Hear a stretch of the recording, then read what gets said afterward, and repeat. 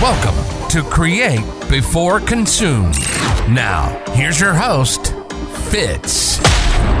Yeah, so who do I have here with me today? I think it's Clareese, or? Yes, I'm Clareese Littles.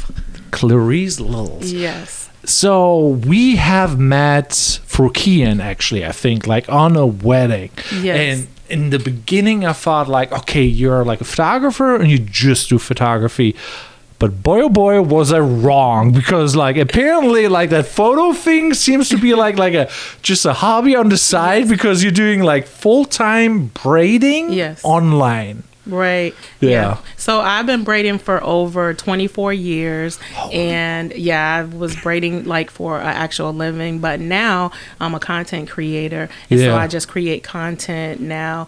And I just teach it. I just teach what I do. Yeah. I create videos. Yeah. So I actually have like your pages open, because like in the beginning, people are saying like, oh, I am a content creator. I create. Right. No, I'm doing the Facebook thing, but they're not consistent about it. But boy, oh boy, you're like putting in the work. Oh my God. Yeah.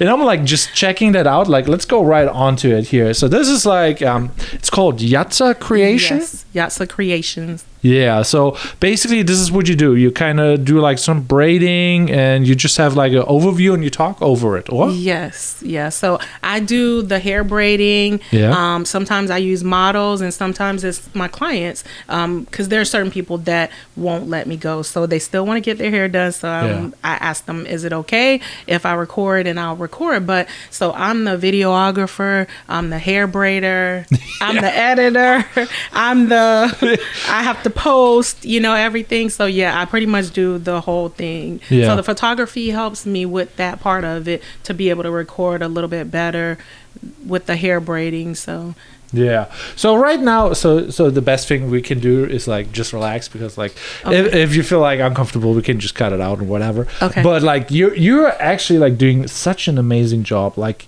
it's so hard to actually just like film, do the work. Absolutely. And then have like the client relationship, like just like setting it up is like kind of crazy. And then like, oh, let me do this and this on the side, and they're just like, what's going on? Yes, it actually is a lot of work, but it just helped me being in photography. It helped a lot with the hair braiding. I've been braiding for a long time, but the photography, I've only been doing it for maybe about 5 years, and videoing just of course came along, but so that's so the video aspect is like kind of like it is very complicated, like I would say, like photos, that is like, oh yeah, everybody can take a photo, but setting up a video, and you're doing a good job there. So I'm just like, I'm very impressed. Thank you. So talking about numbers, because this is now will be potentially be on Spotify if you want to or not. Right. It's up to you, but you have like a big following. I think, like, how many followers are there on like YouTube, Instagram, whatever? So on on Facebook, I have probably about 180,000. Is it? I'm not sure. And then on my Instagram, maybe like 20,000 on there. So it's not as big of a following on my Instagram. I do more on the Facebook, but I do want to promote a little bit more on the Instagram. Yeah. So with that being said, like I was like checking out like today, like, oh yeah, I found your so I found first like your Facebook, and I'm like, oh, this is interesting. So you sell your own products, or you have like how do you do? What is your? So I don't sell. I do affiliate. So I don't really sell anything, but I do teach how to make the actual. It's like, I call it a Stitch Pro. It's a tool that I came up with like years ago. It's a particular technique called stitch braiding, and so I really was thinking, how can you make this easier, because it's so hard to do the technique. And I was trying to come up with like a prototype, and it just worked out for me to just create the tool myself. So I created the tool. So that's probably what you see on my website is the little tools. But now I actually decided to just give it away through just teaching it through video on how to actually make the tool themselves rather than me selling the tool. So I teach them how to make it. And the stuff on my website is mainly just affiliate, type marketing, the stuff, products that I use when I do braids, stuff like that. So for all the ladies out there, because like being a content creator or like being on social media and making a living full time is kind of hard. How did you get started? What was the inspiration? Like, how did you get into that? Because that sounds like, you have how many followers out of nowhere? It started during the pandemic. A lot of people were having to be at home, and what happened was, you want the real? Yeah, give me the scoop. Real story. Give me the scoop, girl. During the pandemic, a lot of people had to close down their business. So I braid from home. I posted and I said, I need 10 people, the hairstyle will be for free. I said, you can tip me for lunch, to give me some lunch. Yeah, a little kickback. Yeah, and so I said, I need 10 people's head to braid this weekend. And people just started reaching out to me. And so I did it for free, and I recorded the videos, and that's how I got my first videos. And I ended up for that 30-day period doing 30 heads. Yeah.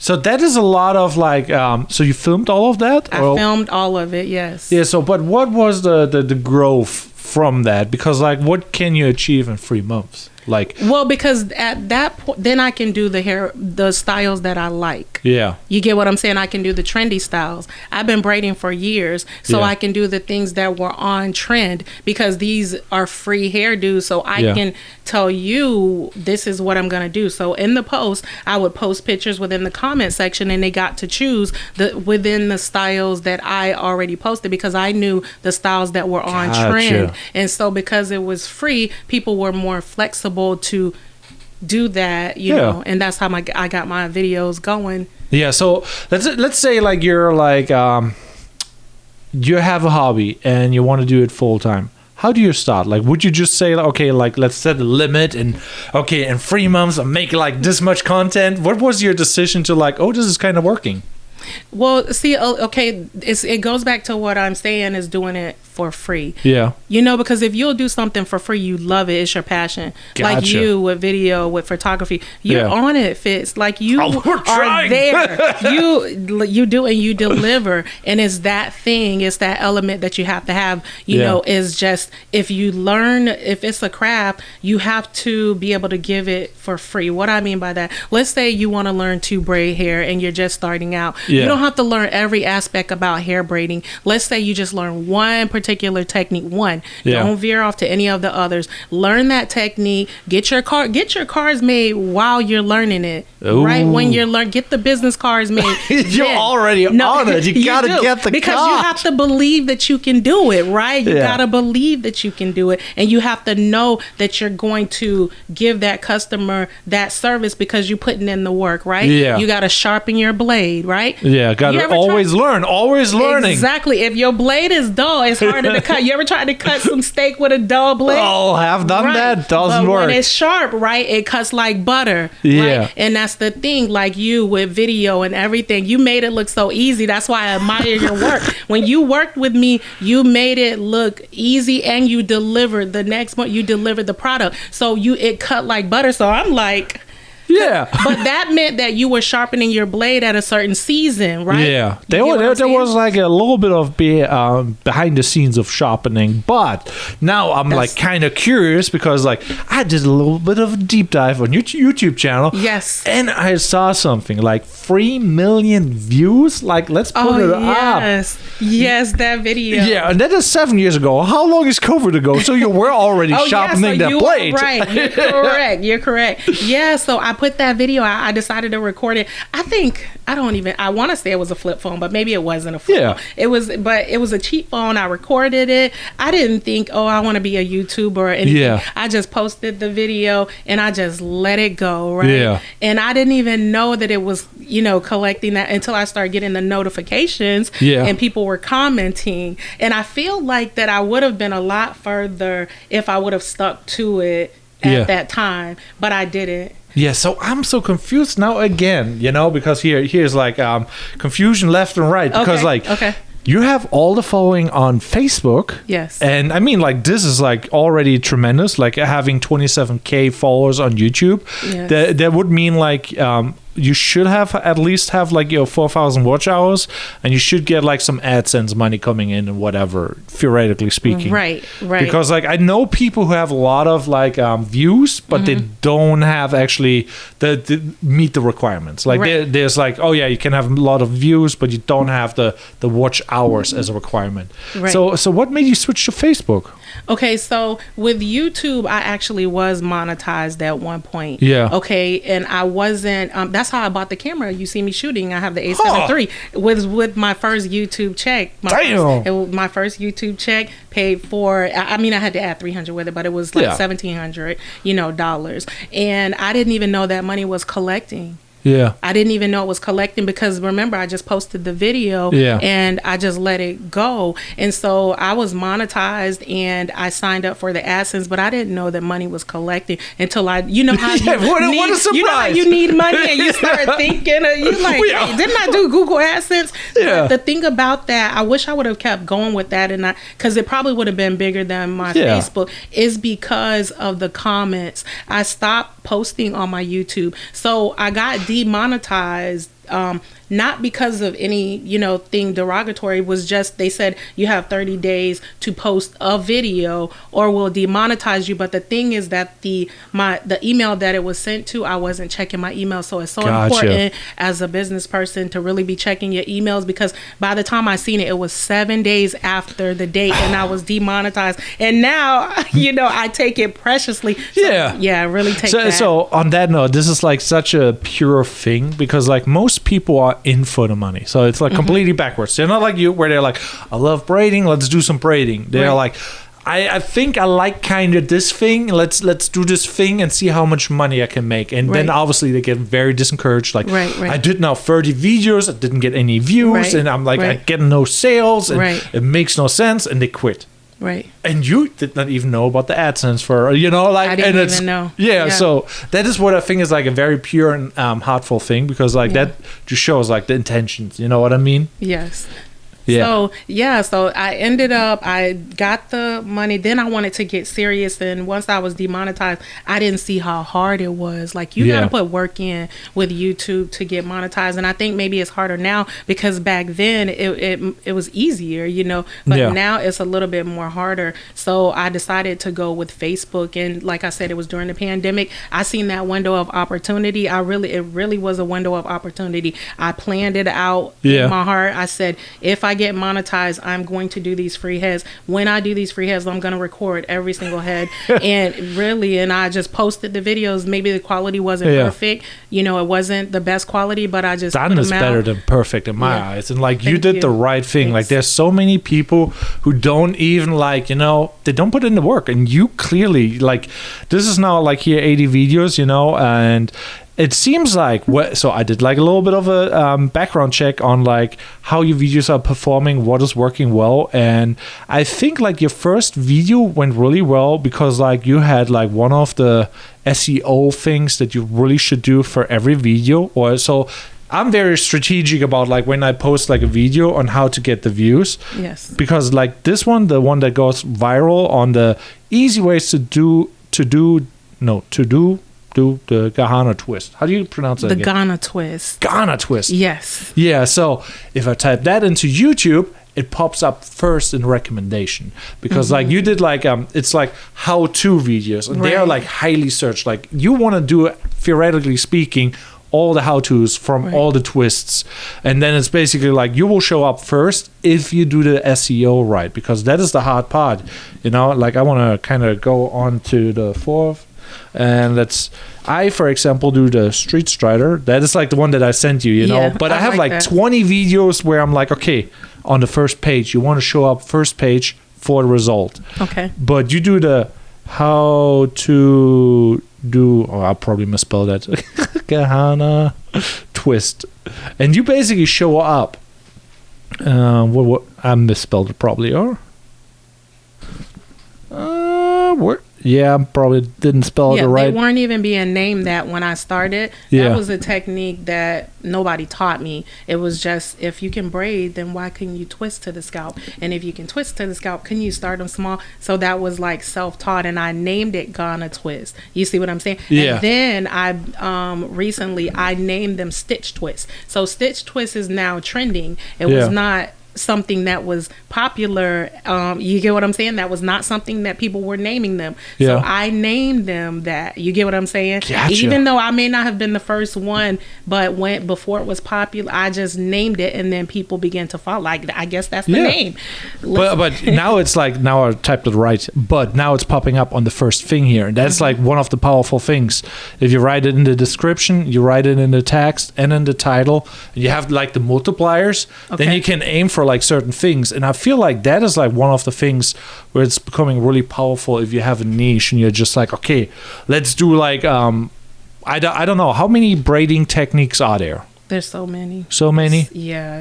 And you basically have to write that list down, like how to, it's so and many then switch out variations the. It's a lot with hair braiding. Like, there's so many variations. There's so many different ones that are coming out. Yeah. So how do you said like there is a trend going on. There was a trend. How do you tell there's a trend? How do you figure that out?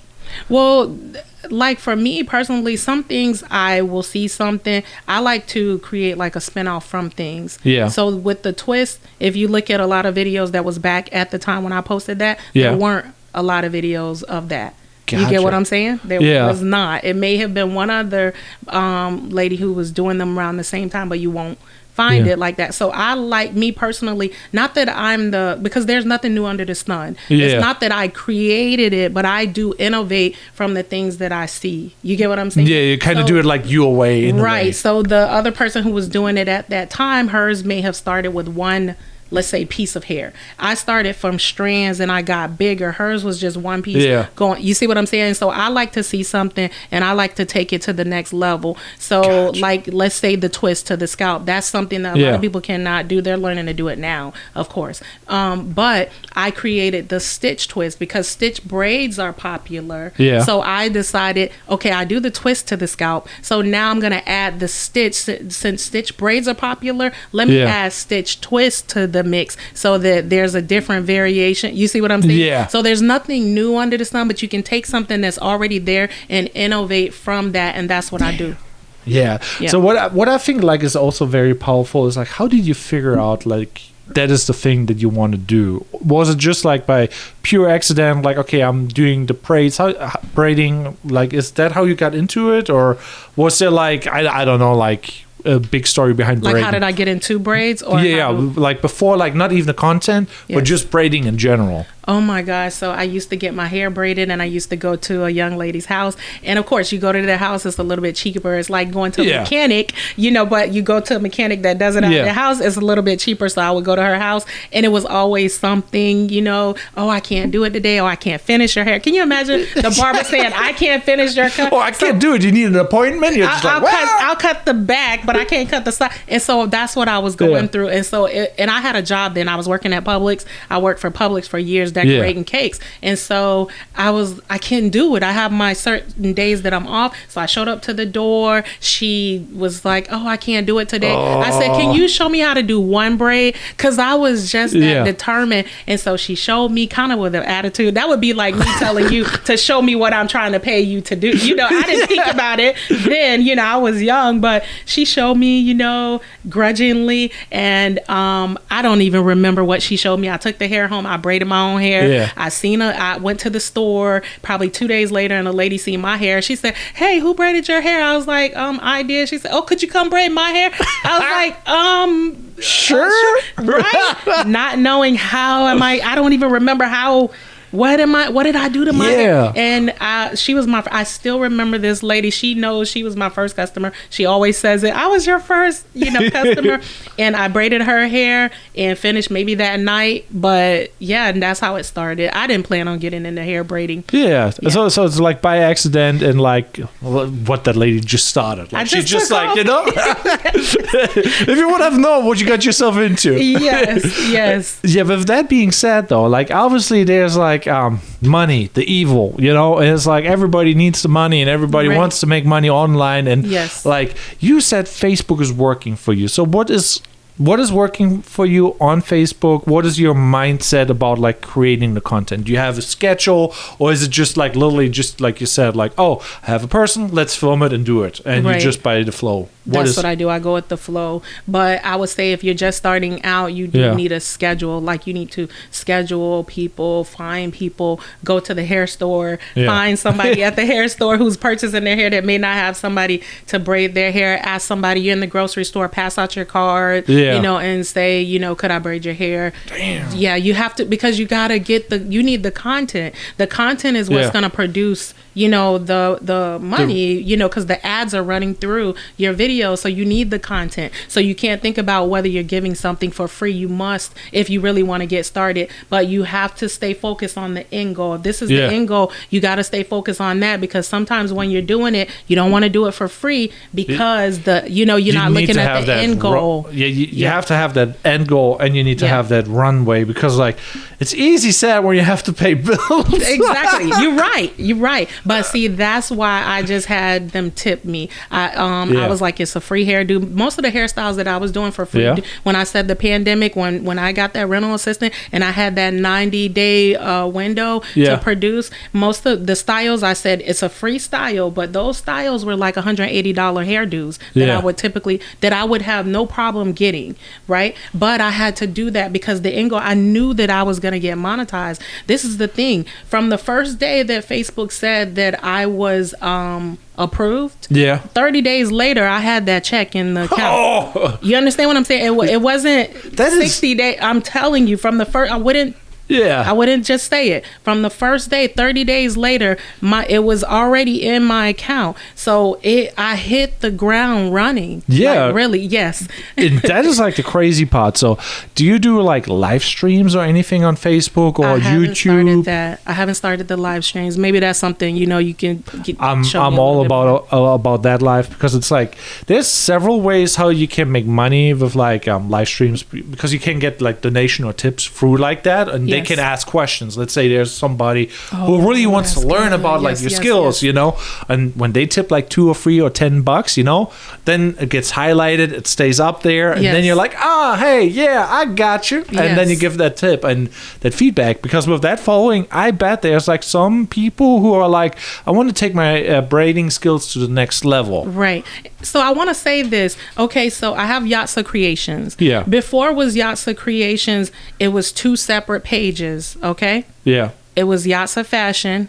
I had a clothing line that I started from like $365, and it exploded. Like my post, it's blown up. I'm not even. If you would the comments, they would have probably like 20,000 comments alone. What? Yeah, like I'm not, and I was sewing everything fits like everything from. I took $365 from braiding some hair, and I purchased fabric, and I just made my website look like I was one of the big companies. I may have only had 5 skirts that I could make. They're not even made up. I only have the one that you see on this picture. You get what I'm saying? Now, I'm making it look big like the companies, right? Now, once you order, it's sold out. Now, if I only had 4, I had 20. You get what I'm saying? And that's how I started that. Now, the reason why I said that is because I had Yatsa Fashion and I had Braid-kingdom. And these 2 pages, because I didn't know what to do with them, and sometimes that's where a lot of people are sitting. They don't know what to do. They have different pages, different businesses. So what happened was I knew Yatsa Fashion. I didn't want to sew anymore. It was a lot of work. I was making a lot of money sewing. Yeah. I was cutting I cut every skirt. I sewed every skirt. I have industrial Holy moly. machines. I sew fast. I have the quick machines. I did all of that. I cut every thread. I tagged every garment. I'm just hearing pressed right now, everything, I like, packaged. you're It was working a lot. hard. Yes. So we have these 2 companies, and I'm like, this page has such a huge following. They love Yatsa fashion, and it broke my heart too. You know, I wanted that. So wait a second, you took it behind the shed and just got rid of it? I did. I still have my machines, but I still have fabric, but I'm not getting into the labor. You know, you have to know how to shift. When it's time to shift, Yeah. you can't have that attachment issue. You got to let it go. So what happened was I had Braid-kingdom. Now Braid-kingdom was a braid page where I did used to go live, and I used to have like 2,000-3,000 people on my live videos. Like by the time I would finish and I'm braiding hair, by the time I finished my live video, back then it was like about 165,000 views from me braiding. They loved it. I would you know, communicate back and forth with the people. They they loved it, but and I was struggling too. There was times when I would go live and I would be braiding hair. My cell phone literally was off, Fitz. My cell phone. I'm using Wi-Fi. Yeah. I was so broke. When I say broken down in my heart, because sometimes when you're so creative and you know that you're supposed to be a lot further, sometimes it could just you are not. It hurts, and it hurt. And before I would braid her hair, I would cry like, why am I going through this? Because I know I'm talented. Look at all the people on here, but these people don't know that my phone is off. My phone is off, but I'm using Wi-Fi.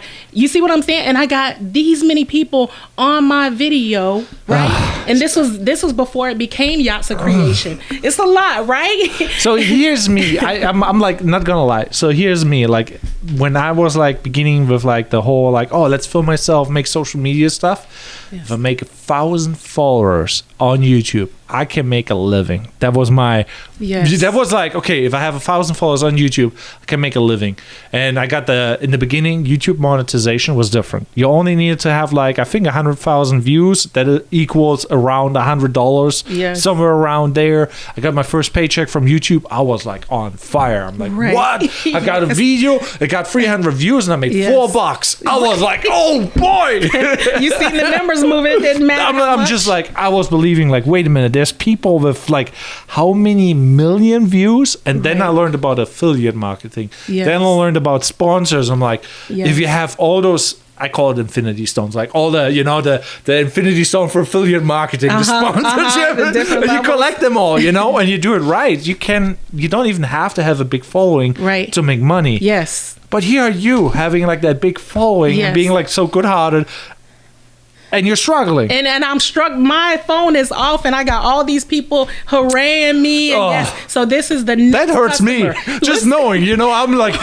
What I did, the next customer with tears the night before, like, why am I going through this? I was like, okay, I gotta merge it. Let me try to put the fashion stuff over here. Like, I gotta see how I'm gonna do it. Yeah. So I'm going live, and my phone is off. Okay, but the customer don't know. She paying me maybe like $80 for the hairdo, but she has no idea that my phone is off because T-Mobile still lets you get phone calls in, so they don't shame you right away. You know what I'm saying? Not right away. Not right away. They're like, we give you a little grace period, okay? Now we're gonna need you to, you know what to do. So, anyways, my phone is off. The night before, I said, okay, I gotta sell something. So I have my website, and I decided to, when I went live, that I'm gonna wear this. I didn't even wear the stuff, but I was like, I'm gonna wear this African hair wrap, and I'm gonna take a t-shirt, and I'm gonna press this thing on there, and I'm gonna sew it, and I'm gonna put the earrings.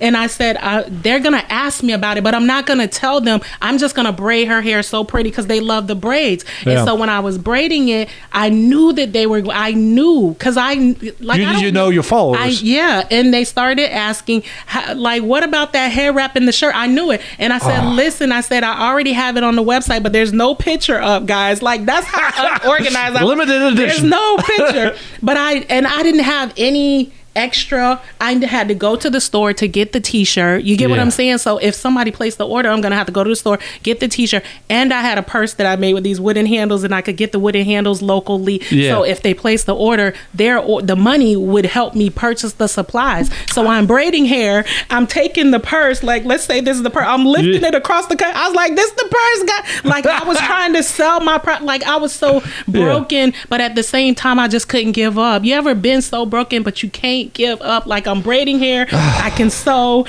Like, that's what was happening. I had the following. So that's how Yatsa Fashion and Braid-kingdom merged into Yatsacreation. Yeah. And so now I have a question, because like when I Googled on YouTube Yatsacreation, I found a different page with like 200 subs. Is that yours or is that somebody else? Is it 2.0?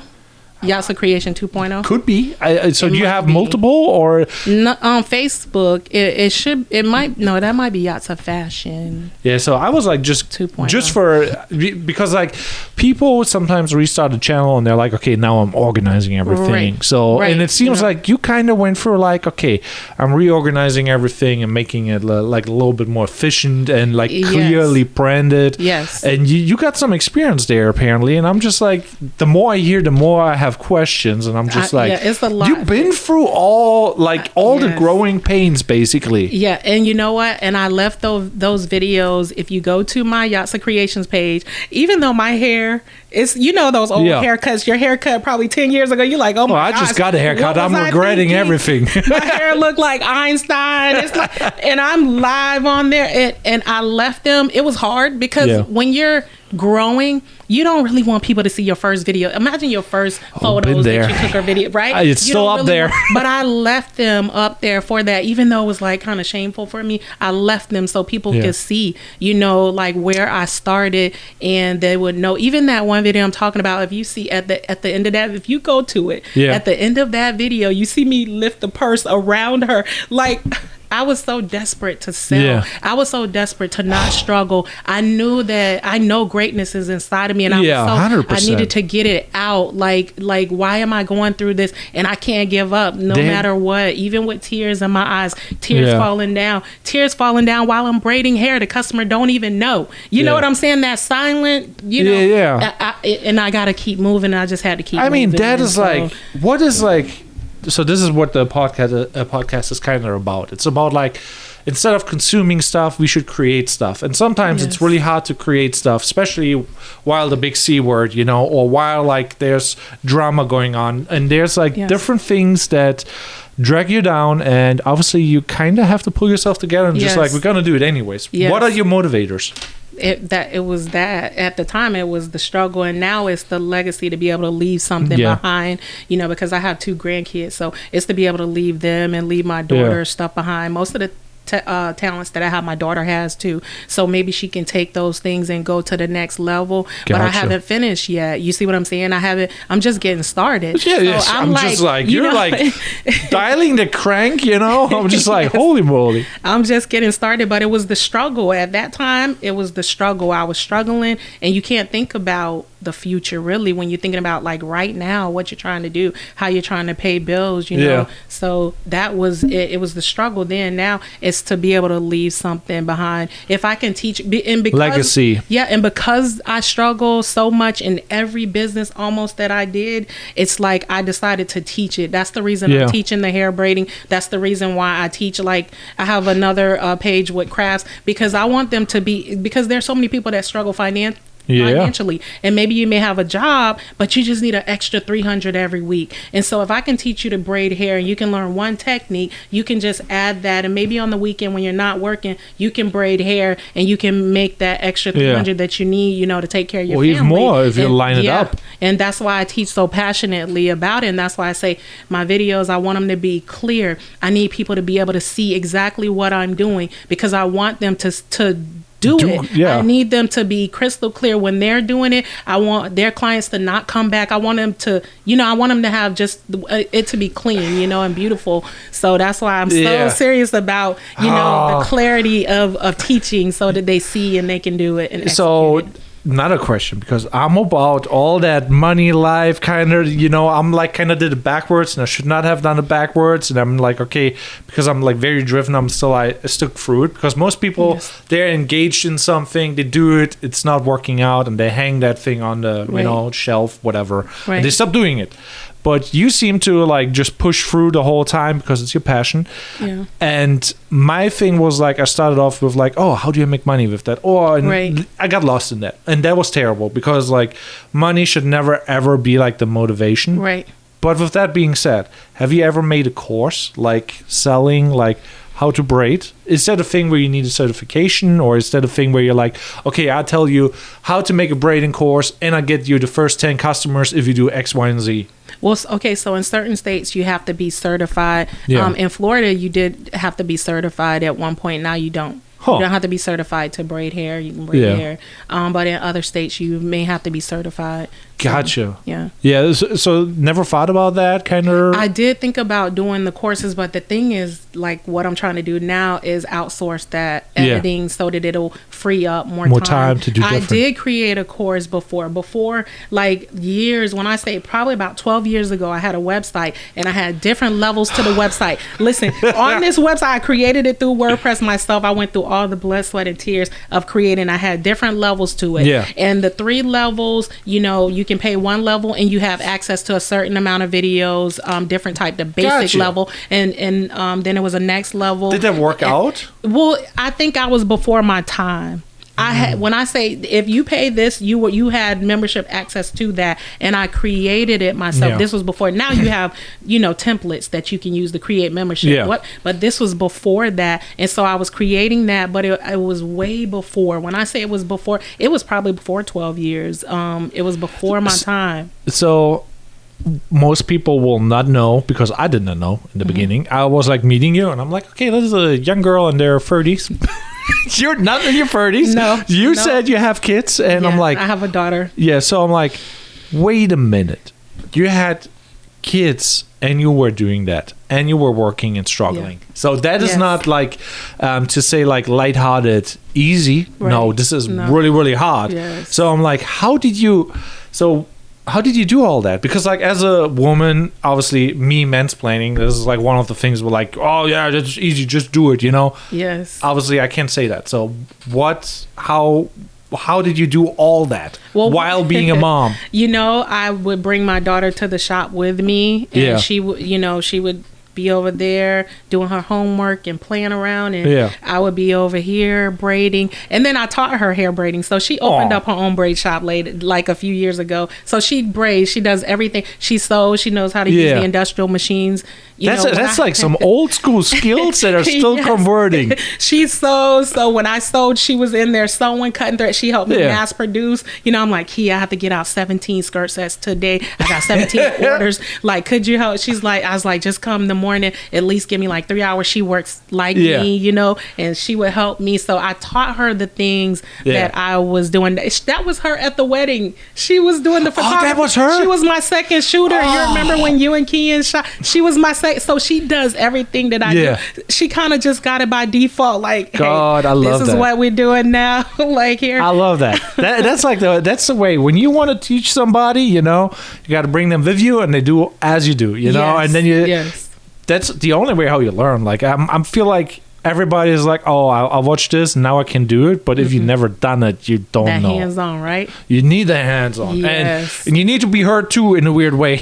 There's obviously probably with braiding, like, oh, you made something, they didn't like it. Right. That once in a while happens, I guess. But how do you deal with that? Oh my gosh, when they don't like it, it's like that's why I try to make sure they do like it, meaning I try to make sure that I do everything neatly. But you will get people who don't like something, and guess what? You have to fix that, because that's your business is word of mouth. So you have to fix that in some type of way, whether it is refund. It's rare that I've given one, but it's either by refund if you really messed it up. But if you really messed it up to that extent, then you weren't really paying attention. You can't get that much wrong. But So, you know, with that being said, like I think like that is like kind of like a art. You know what I mean? Like it's like kind of very subjective. You know, when you get a fresh haircut and you don't like what you see in the mirror, I'm like, that's not me. I'm like, I hate that. And then you're just like, you see all the bad things because you want to see the bad things. That's true. And I'm just like, That's oh my so God, true. this is a nightmare client. And instead I'm like, wow,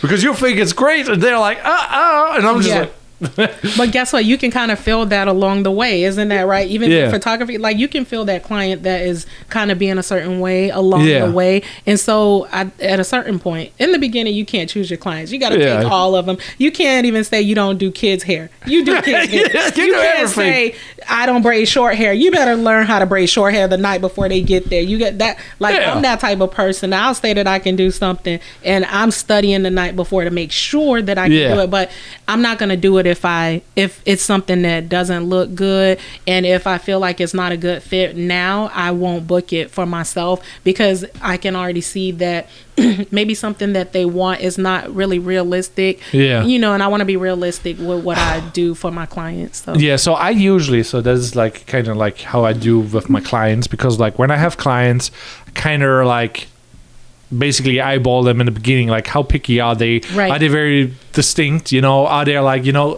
if they're too perfectionist, then it's just like, that are the people who don't post photos about themselves, and then they're just like, oh yeah, but then they hire you to take photos of them, and like that might be a nightmare client. And it's just like, sometimes I'm like, do you want to skip that just because like I know he will not like the hair a certain way or a certain pose, and you're just like, you think it's a good one, but he definitely doesn't. No, you know what? All money is not good money. All money isn't good money. So, some people that you can already tell a mile away. You're like, not because of anything like you're trying to be picky, but you can see maybe they don't fully even know what they're asking, and you already know that can't be executed, and so you don't do it. You know, you just don't take them because they don't even know what they're really asking for. So, But, you got to make it right. If you have a client that doesn't like something about their braids or something about their hair, you do definitely want to make it right in some type of way so that doesn't spread. Because just like word of mouth good can spread that you do an amazing job, they tell everybody who asks them, you know, or say your hair is pretty. That was the worst. Yes, my hair is pretty. You'll see where she messed up this part. Every person. So imagine that. Just like when you do a beautiful job, you know, and when they go to the grocery store somewhere, someone says your hair is beautiful. They're like, oh, thank you, Clareese did it. You know, that's word of mouth everywhere she goes. But then it's like if you mess something up, somebody says, oh, that is beautiful, and they had a bad experience. They're like, I don't know. Right, so they're spreading that word, so that you want them to spread a good word about your business. And so choose your clients, vet. It's okay to vet, but when you're starting, you're a baby, you can't vet. So I want to go kind of back to a thing that you said in the beginning, like that kind of is like still in the back of my head, and it is about like combining companies, splitting companies when you go with something. How do you do that decision? Because like I am a very ADHD person. I do a lot of things, you know. I make my lens holders there, you know, and sell them. I thought that was cool too. So I do like a lot of weird stuff, you know, but also like I do too many things. Like at what point do you decide like, okay, I'm only going with that, versus like I give up something? Because it seemed like your fashion thing worked, and then your braiding thing worked. So you seem, I guess, like in my eyes from hearing all that was both very successful. Why would you give up any of them? Well, okay, so some things are finished and some things are not finished with you. So the hair braiding wasn't finished with me. I ran out of hair braiding. I love hair braiding. I put long nails on. I was like, told my clients, look, I'm no longer braiding. Like, you guys are done. No, I'm joking. But I was done. I ran away from it. You know what I'm saying? It wasn't done with me. Like, with my mom has passed away, and probably like 5 years ago. And before she passed away, I was asking my mom, I said, Mom, if you think that I would be successful in anything in life, out of all the gifts you see me have, I said, what do you think it would be? And she was like, no, I'm not going to say it. I said, what, Mom? And she was like, no. I said, Mom, what? She said, you don't like it. I said, what? She said, hair braiding.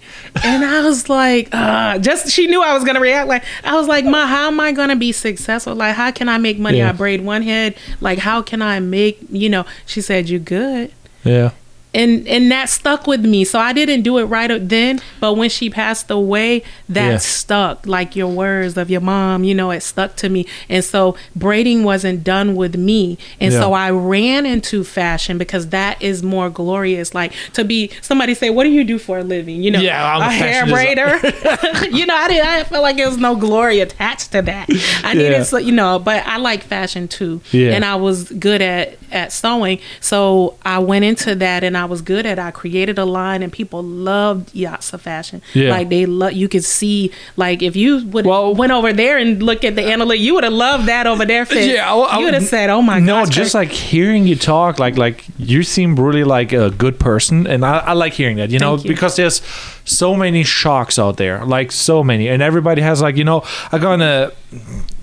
people are just like sometimes not the nicest in general. They're like, oh, I want to get this for free and I want to get that for free, and then I get viral, and no, it's not. It's like I always think like win-win situations. Obviously it's not always achievable, like where it's like, oh, but in the perfect world, you kind of can provide value and you can get something back. But if it doesn't work out, that's fine too. Right. As long as it's like for the right person. But you don't want to like do like, for example, free work for a year and then like, no, absolutely there's not. people who will take advantage of you and they have no guilt in doing so. You're right. And I'm just like, been there, done that, saw that, and I'm like, okay, never again. And then you kind of get protective and then you push the wrong people away. Right. So I like the open heart and the realness of you. Yeah. If that makes sense. And just to finish what I was saying before, that hair braiding wasn't done with me and I went into the Yatsa fashion, how I knew, because back to the question you was asking, how did I know, because you can do too many things at one time, was with the Yatsa fashion. Once I closed that, even though I still had the page up, and that's what was keeping me, because it was like 119,000 followers on there, and I like just going and looking at the numbers of all my posts, because I advertised, I ran ads constantly on that page, and so you see the got numbers, some experience there too. And so it would break my heart every time I got ready to get rid of it. I was going to get rid of it, the page, and so I was like, am I attached to something that is dead? Even though it was numbers, it was alive at one point, but it's not there. Or is it still alive? If it's still alive, then start another line. And so what I did was I ordered up a bunch of fabric. I was going to start it back up, but when I did, I had the anxiety of, you're going to have to sew everything, you got to rip every piece of fabric, you got to cut every thread, you're going to have to press every garment, every skirt, you're going to have to thread, you know what I'm saying, you're going to have to do all of that and package everything, take it to ship it out, deal with the customer service, you got to deal with the complaints, the emails, when people email, you got to deal with your Shopify account, you get what I'm saying, when all of that, then it took years, Fitz, for me to get rid of this page. So sometimes you in between all these things and you just got to make one decision. That one decision was I needed to merge these two pages. You see what I'm saying? And hair braiding was that thing. What my mom said to me kept ringing, because sometimes your parents can see you. You're a grown person, but you're always going to be their child, and they can see the things like, oh, Fitz shine in this right here. Your mom could always see that thing about you, and that's what made me get rid of. When I did the anxiety, it went away. When I merged those two pages, I'm telling you, for years I kept the page because of the numbers, because of what I did, how you have no idea how hard and powerful it is to give up a page with 100,000 followers, Yes. And it's like, people, they are like, why would you? They don't understand. You have to make a decision. You do. In order to move forward, because you're holding on to something that was good. You ever did that? You ever held on to something that was good at one point, and now it's not, but you like it, you were committed, you put so much work in it. You can point back to that. Go to my page, go to my, you see what I'm saying? But it's that's old now. It's 5 years, Clareese, and I get rid of the page, and so I had. So what did you do though? I merged it. I had to change the names. I had to make them similar. So the Braid-kingdom, I made it. I think I made it Braid-creation, and this one, the Yatsa. I made it something. You have to start making them similar, you can only do it in a 24-hour, and then you can merge them once they become. Gotcha. You see what I'm saying? So I made it Yatsa. I just made it Yatsacreation, or something like that. And so then it becomes more similar. And in order to be able to merge them, Facebook will allow you to merge them together. And once it was merged, it gave me a clear vision of, a more clear, let's say, vision of where I was going. Because as long as you're holding on to two different things, you're gonna, you're holding on to the past. Yeah, that's so. So that, like I said, this is a very powerful thing that you did, and it's also like kind of mind-boggling because some people were like, "Why would you not just hire somebody to like do the sewing?" Yes. And so how attached are you to the like you got to do it yourself so it's the right way? Yes. And at what point, not everybody's experimenting with like, hey, you can do the work and you can do the work. I just supervise. Outsourcing. And so you know how they say what you don't know don't hurt you. What you don't know can hurt you, right? Yeah. Not having the knowledge, like when we shot that wedding and you have the knowledge of how to use your flash easy. You're shooting like it's nothing. Your images are amazing. You see what I'm saying? The lack of knowledge. You see, I didn't know about shooting on automatic, going into Kelvin, putting it on. You see what I'm saying? What I did not know was what hurting me, right? So it was the lack of knowledge about being able to outsource. Now I have that knowledge because my godson, he created a clothing line. He doesn't sew anything. He's like, I'll show you, how to do it. He created a whole clothing line that was very successful, and he's getting ready to do another one. So what you don't know. So I didn't know. All I know is to do myself. So that's why now this is a different level with me outsourcing. Remember with the braid videos, I'm trying to outsource now. You see what I'm saying? I'm doing it differently. Yeah, so you're basically taking that step. And I think that's very, very powerful because like most people, like you said, what you don't know will not hurt you. It's kind of wrong because like, it will definitely hurt you. It's just like, I could have done that 5 years ago. Right. It's just like, oops. Yes. But at least I have the know-how because now I have the knowledge. Yeah. So Yatsa fashion could reemerge. You see what I'm saying? But now I wouldn't be sewing. I won't be doing that. I would be outsourcing it to companies. You see what I'm saying? Creating the concepts, Having the vision. That's like one of the most powerful things where you're like, okay, I have the vision to do X, Y, and Z. Yes. And most people don't really do that. And for a woman to actually doing all those things, I'm like very impressed. Like this is you're killing the game. Like not gonna lie, like you're on there. You're just like, no, I'm gonna do this and I'm gonna do that. And like obviously it's not easy and nobody does it perfect, So but you're doing is being perfect. Like doing is number one. Like right. Yeah. And then you have to know when other people have the other missing piece to what you see what I'm saying. And so when you were talking about SEO and about me ranking higher, that's like I can know that I need to be in a better place on my YouTube, but about SEO and ranking higher. See, you have that knowledge, so when you spoke, but you also can get lost in that.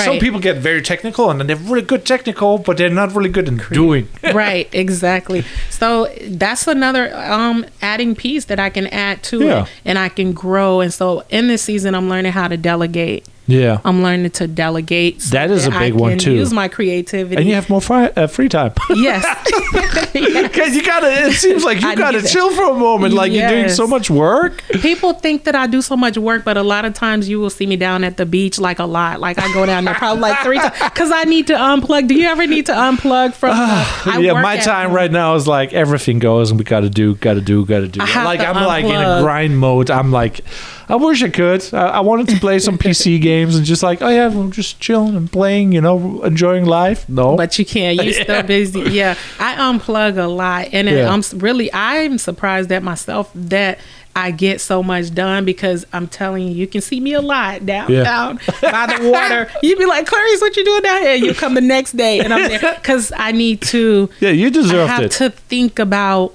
what I need to do, and I know when I need to let go and relax. And sometimes I just want to enjoy people and be outside and people watch and just you have to disconnect and have that. Yeah. So the most powerful thing I think is like when you don't do anything, you get the best ideas and you can strategize. Yes. Like that's where I'm like very like like if I would do something like what you do and I have a clear niche, I would just like target all the key phrases for that niche for braiding, for example, and I would create like a ton of content that is like how to braid all of the brands, like all the styles. Right. So it's like 20 videos of styles, for example, that will be on the to-do list. Then I target all the accessories, like review of all the accessories. Right. Yeah. And then I target, doing all that, and then you dominate the niche. And That's then you true. and then you also can do like braiding in St. Pete and braiding in Tampa. Yes. You create videos with those SEO titles, and now you're creating like, you're dominating a space.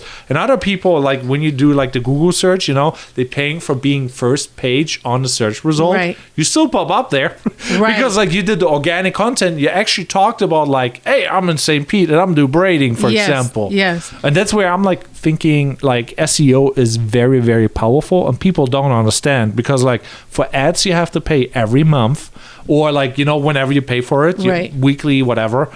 But SEO, it stays unless somebody else comes in, puts more work in the SEO, and then they take over, but you're still then one down below. That's fine. But you know what I did with, and that's, I definitely want you to, teach me that part of it, because I don't know that part. So what you don't know can be hurting you. Because if I'm on the second page of my own name, or if I'm on the, you know what I'm saying, or if I'm on the 10th page with hair braiding, it's hurting me. You see what I'm saying? And so what you don't know, it can hurt you. But with Yatsacreation, what I decided to do was I did not run ads. I have not organic? run any ad. Yeah, it's all organic, and because I wanted people to go look for me. You get what I'm saying? I wanted them to, even with the search engines like Google, I wanted them to look my name, Clareese Littles. I wanted them to, because at first I didn't put my name out either. I was always under business names. I never really wanted my name to really be out there. I just wanted to just run a business. But I started putting my name out there,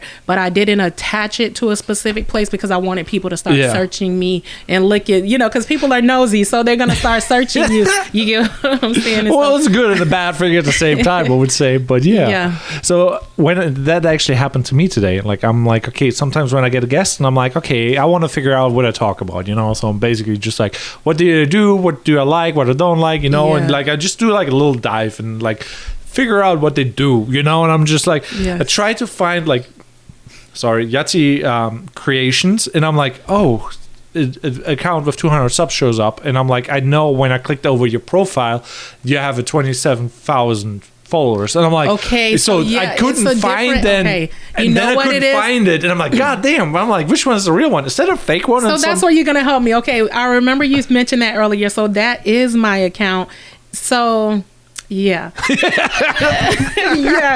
is my account, and that's where I'm doing the art. You see the art stuff, the crafts, that type of stuff on that. So what needs to happen is I need to exchange the names of, like, you can own both of them. Like right now, YouTube changed everything. So YouTube is kind of cool now, where it's like you can put in your username and then nobody else can have it. So you have to have the at Yatsa or Clareese. Yes. And most people right now have like the username plus a weird number. Okay. Yes. And you can claim a name from whoever you want to. So it's like, if you want to have a really banger name and it's free right now, I would take it. But right. So it's like, if somebody takes it, it's theirs. So, but because you have both of the shops or the accounts, right, you can like, okay, you change it to something else and it instantly comes available. Okay. So it's like kind of like the whole domain thing, when you go on a website, you buy a domain name. Right, yes. That's not for YouTube. Before, I took somebody's name. I was like waiting for them to expire. It's not that. It was years ago. I was, years, long time ago. I was like, I want that name. I need that. I was like, expired January the 1st, and I bet they not going to be on it. And I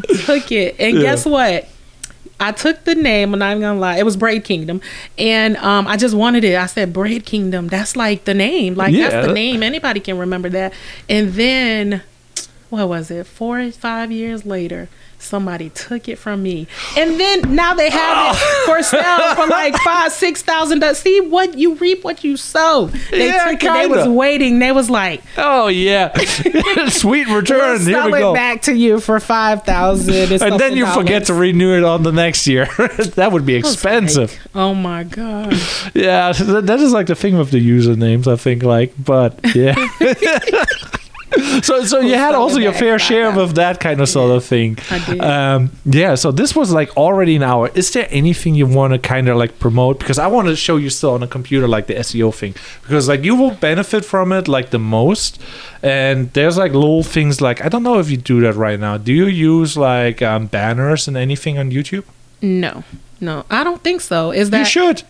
Okay. Just like you put your products in there and links, Okay. and you're like, if you get a ton of views, at least like, I think like the one video where you get all the views right now, the big one, I think it's still pulling in views every month. Do you know how many? Slowly, I think it slowed down. Yeah. Because that's a long time ago for it to only have that many. Yeah. You get what I'm saying? Now people are going viral. Yeah. You see what I'm saying? Like in a few days, like, or a month. It is, yeah. Content is different, I think. Like I don't know, like if you have what you think about like short form content versus long form content, because like you were very specific on the phone, like I want to have the 3-minute video versus like the 60 seconds vertical.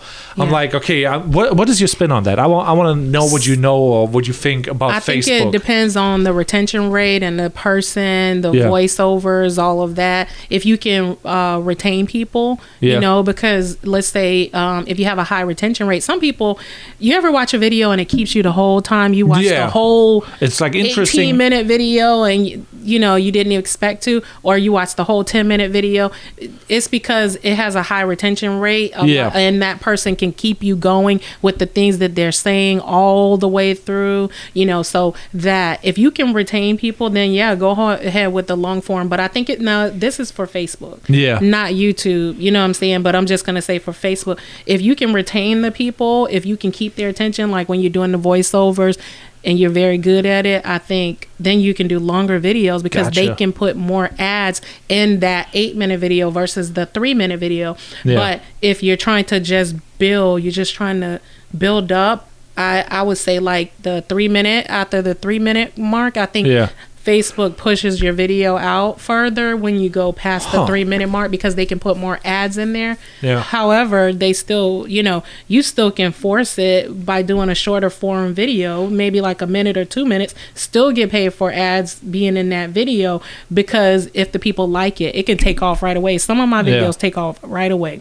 So how do you feel about like the vertical versus the horizontal? Because Facebook is a weird one because people use it on the phone, but sometimes they do it also on the desktop. So what is your on the vertical, it works best for me, and even me just watching other creators on Facebook, I think it's the vertical. So but you're going full phone mode? Yeah, or the like the square. The square? Also the 1x1 basically. Still will do good, If you good, you know what I'm saying? Well, what you, Yeah, so I had a client and he's swearing by the 1x1, but he uploads everything 1x1 onto like Instagram, and that's terrible. Oh, Instagram, really? Yeah, it's bad because then you have the black bars and bottom. Yes, and it's performing bad. And he's like, no, you got to do that. And I'm like, no. He's sticking to it. And he's not caring. I was like, I'm telling you, don't do it. Then he posts a vertical video, gets all the views, Right, yes. But he's still ignoring it. I'm like, some people stick to it. If it's something that's not working for me, I will change it. Every now and then I'll try to slip in, like lately I slipped in longer form content trying to see, because they put more ads in, but you know what? I think it's quality as well. So put the time in, put quality into your videos. I think that's really a good thing. Yeah, rather than trying to put out a bunch or just trying to figure out longer or shorter. You get what I'm saying? I think better. Like that's the goal. Just focus on better. Exactly. Yes. With that being said, like that is very insightful. Like with the Facebook, I have absolutely no idea, but I would love to learn about like Facebook in general, because like I'm like all about like the money thing, because like it's like my dream was like I want to be self-employed and I'm gonna make work for myself and be like my own boss, and that is like the vision. Yes. But to get to that point, you need to do something, and I was like so confused, like what do I love, and then I didn't know what I love, and I got lost, and I'm like, now I'm doing nothing, and I'm like, but Fitz, you good at what you're doing. It's right there. Yeah, so it's right there for you, because you somewhere I'm just like not sure which one I took behind the shed and like get rid of, and then I focus on the one thing. Yes, you got to stick to it. Like you say, it's that thing. It's like you got to see the end goal. Like you gonna be successful at it. I think you finding finding it because I'm seeing it in your work. It is amazing. And I like what you're doing now. I like what you're doing now. And so this is the work. This is the process. Look, it was Yatsa Fashion. Then, you know what I'm saying? It was Braid-kingdom. Now it's Yatsacreation. What do you mean? You're already doing it. You get what I'm saying? You're in it. You're in it. I like those words of encouragement. I think that's very powerful. Like, yeah. So what would you say to like people like in this camera, who and where do they follow you, and how do you encourage them to do better and keep pushing? So you can follow me at Yatsacreations with an S. That's on Facebook and Instagram. And I would encourage you that whatever you're doing, be willing to, not that you have to do it for free, but be willing to do it for free. And that's how you know that you really love something, when you're able to do it for free. Don't do it because you see somebody else do it and you see them do good, because it's going to be short-lived for you. You're not going to go the distance with that particular thing. Do the thing that you love to do, that you're passionate about. Your creativity is going to flow in that area. And that's what you need to continue to grow, is creativity. Remember, it's nothing new under the sun. So you'll be able to do variations of whatever it is that you do. If you braid hair, it's nothing new under the sun. So new braids are not coming out, but you'll keep doing variations because that creativity will keep flowing, right? So find the thing that you love to do, even if it seems insignificant to other people or smaller than what somebody else is doing. Keep doing that thing. I don't care if it's creating art with a leaf, and you create art and you just take leaves, and now you're creating canvases. You're taking all these leaves and creating a face with the leaves, and now you're taking it and doing a car. You put leaves all over a car and do a photo shoot for a big company. Take that thing that seems insignificant, that you may be minimizing, like I was when my mom said that's the thing that she seen. She could see that I was good at. She said, "You good at it. You know, don't run from it." Normally it's the thing you running from. It's the thing you running from is the thing that you're good at. That's the thing that you're running from. It's not done with you. If you know it's not done with you, that you always have to lean back on that thing to make your money because you're good at it, you do it second nature, that might be the thing. That might be it. Yes. Well, I like that. That's like some encouraging words. And yeah, now I want to show you all about the other stuff. Cool. So thanks for watching the Create Before Consume podcast, and see you in another